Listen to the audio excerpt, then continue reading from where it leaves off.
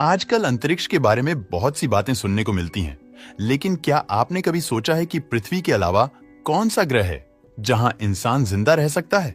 जैसे जैसे विज्ञान में तरक्की हुई, वैसे धरती जैसे ग्रहों की खोज में, परंतु क्या ऐसा हो सकता है कि कोई प्लैनेट हमारी धरती से भी ज्यादा अच्छी हो?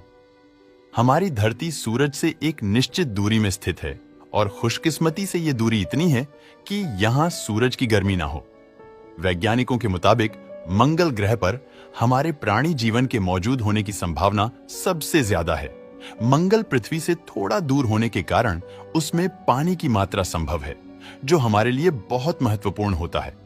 मंगल पर मौसम कुछ हद तक पृथ्वी के मौसम से मिलता जुलता होता है, लेकिन उसमें धूप की तेजी 3 गुना है, इसलिए सांस लेने में दिक्कत आ सकती है। मंगल ग्रह पृथ्वी से सबसे करीबी ग्रह है।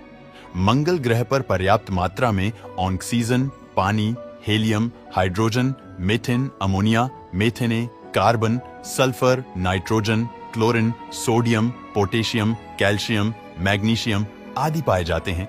लेकिन क्या मंगल ग्रह पर मनुष्यों के रहने की संभावना है? कुछ समझौतों के साथ हाँ, मंगल ग्रह पर मनुष्यों के रहने की संभावना हो सकती है।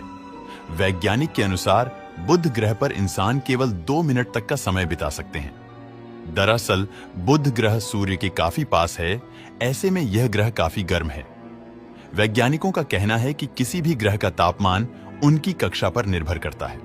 बुध ग्रह का सूर्य के सामने वाले हिस्से में 425 डिग्री सेल्सियस तापमान रहता है, वहीं रात के समय तापमान 150 डिग्री हो जाता है।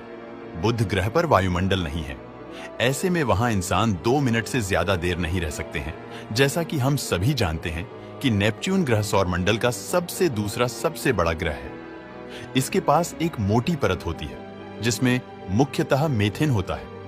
लेकिन क्या हम इस परत को उपयोग करके नेपच्यून ग्रह पर इंसान को सुरक्षित ढंग से रहने की कोशिश कर सकते हैं?